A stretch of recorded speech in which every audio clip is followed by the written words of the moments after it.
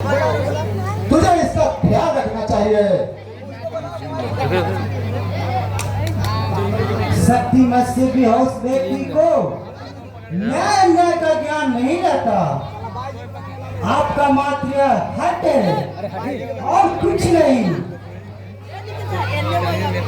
सूर्य पश्चिम से हो सकता है,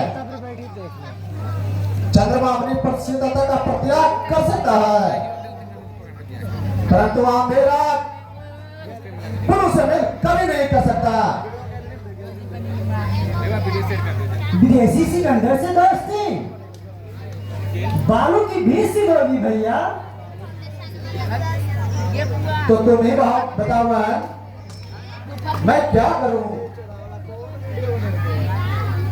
देश में संकट आया है, नाराज पुरुष के साथ मिलकर सिकंदर की सामना कीजिए भैया। आज साथ का सबसे बड़ा कर्तव्य देश की स्वाधीनता को बचाना है। मगर वो हमारा शत्रु है और उसके हमारे राज को सदा प्रिय भय है। यदि हम सिकंदर के साथ मिलकर यह कड़ा सड़क निकाल डाले तो इसमें कौन सी बुराई है? भारत की भव्य भान पर कलंकी का नाम लगाए भैया। भारत की सांस्कृतिक पक्षिरा की इतिहास में आमदी नाम एक नया कलंक लिखा जाएगा। यह एक राजनीतिक समस्या है।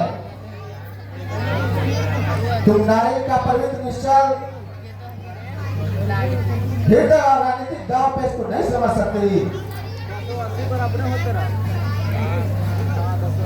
तो सिकंदर के साथ मिलकर तो गुरु की गर्दन काटिए और भारत को दास बनाइए। बैठी ना गुरु की पराजय के बाद तुम्हारा भाई धासारे पश्चिम उत्तर का एक राजा बनेगा। उसको तुम क्यों भुलाते हो बहन? आपका सोचना सरासर गलत है भैया। यदि गुरु को परास्त करने में सिकंदर सफल हो गया तो आपको कलंक चुटकी में रास्ते से हटा सकता है। बसंती, तुम जानती हो ये तुम क्या कर रही हो? यह मेरा अपमान है, हमारी मित्रता का तिरस्कार है। मैं यह कह रही हूँ कि आप अपने देश और देश का हित बचने में तुले हैं। इसलिए आज से और अभी से आप मेरे न भाई हैं, मैं आपकी बहन। परंतु तुम जाओगी कहाँ? यदि तुमने सोची हो